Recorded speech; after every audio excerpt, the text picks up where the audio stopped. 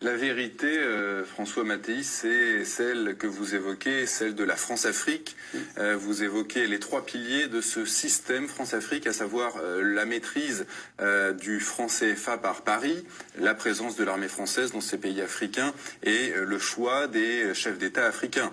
Alors j'aimerais dans un premier temps qu'on revienne sur le franc CFA. Comment expliquez-vous que les chiffres du franc CFA ne figurent pas dans les bilans publiés par la Banque de France?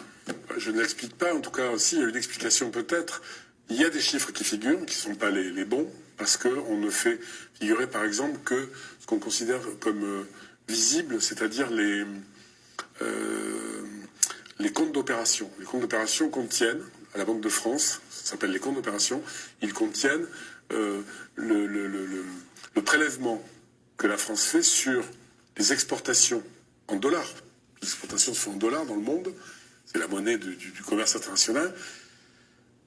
Donc, par exemple, le pétrole vendu par tel pays africain, un des 14 pays concernés, l'or, le cacao, le manganèse, l'huile de palme, l'EVA, sont payés en dollars par les acheteurs dans le monde entier.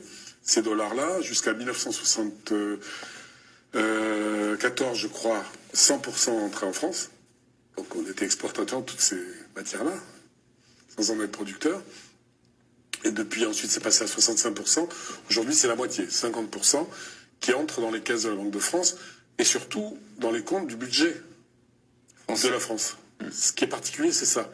Même au temps de la zone sterling, chez les Anglais, ça existait chez les Anglais. Ils ont arrêté tout ça, il y a longtemps. Parce que c'est une ingérence dans la vie des pays, dans leur souveraineté. La monnaie, c'est la souveraineté. Oui, les anciennes colonies anglaises ont des monnaies nationales. Oui, nationales. Et même au temps de la sterling, c'était déposé à la Banque d'Angleterre, certes, mais ils pouvaient récupérer leur argent à tout moment. Ça n'était pas intégré au budget britannique. Et c'est ce que vous dites, François Mattei, il existe 17 milliards d'euros de devises retenues en France, alors que ces milliards devraient être gérés dans les banques centrales africaines. Absolument, et puis à la disposition, parce que ça représente, au regard du budget français, peut-être pas énormément, mais d'abord, c'est de l'argent qui est placé sur les marchés internationaux, avec donc la France a des revenus de cet argent-là, ensuite prêter aux Africains. Mais je vais vous dire en 2 mots, c'est très simple. Vous avez des comptes d'opération de tous les pays africains, 14 pays. Quand la Côte d'Ivoire, il y a des pays qui sont toujours en positif sur leur compte. Il y en a qui sont toujours juste ou en négatif. Alors, on prend sur l'argent de ceux qui sont positifs et qu'on détient pour prêter à ceux qui sont négatifs. Donc on prête l'argent des Africains aux Africains. C'est ça l'aide au développement. Il faut le savoir, parce que les Français ont le sentiment d'être pillés par les Africains, et qu'on aide les Africains et qu'ils ne se débrouillent pas. On leur prête leur propre argent. Que ça soit clair, c'est la vérité.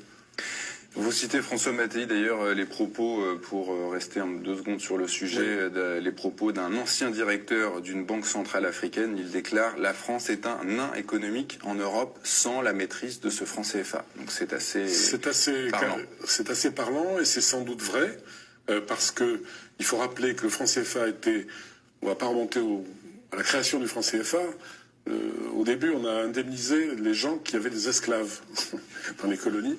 On leur a donné de l'argent. Et avec ça, on a fondé une banque à Dakar.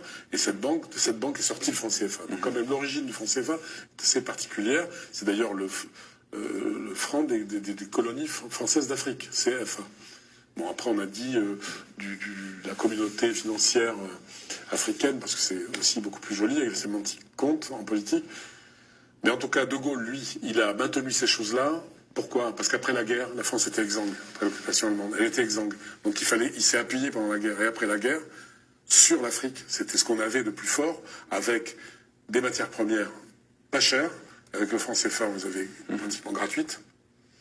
Donc ça a été le fondement du redressement français. Il faut le savoir. Ça a participé au redressement français très fortement. Très fortement. Donc si on le perd... avec tout ce que ça comporte. Je vais donner un exemple.